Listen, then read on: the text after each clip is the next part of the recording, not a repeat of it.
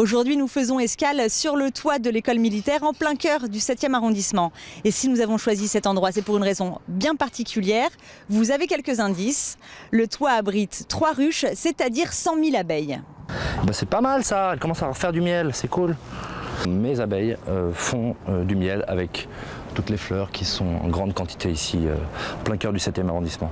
Il y a 2 raisons pour lesquelles les apiculteurs aiment bien se mettre sur les toits. 1, parce qu'on n'est pas à proximité du public. Donc on est tranquille et puis ni le public gêne les abeilles, ni les abeilles gênent le public.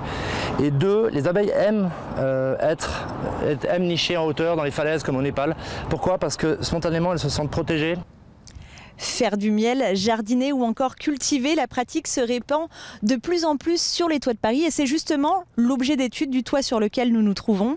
600 mètres carrés de laboratoire expérimental perché sur le toit d'une école d'ingénieurs avec nous. Madame Aubry, vous vous occupez de ce potager. Expliquez-nous un petit peu quels en sont les objectifs. Alors les objectifs du potager expérimental d'AgroParisTech, c'est de montrer ce que l'on peut cultiver sur les toits de Paris, sur quel substrat de culture et avec quel niveau de pollution puisqu'on est en milieu urbain.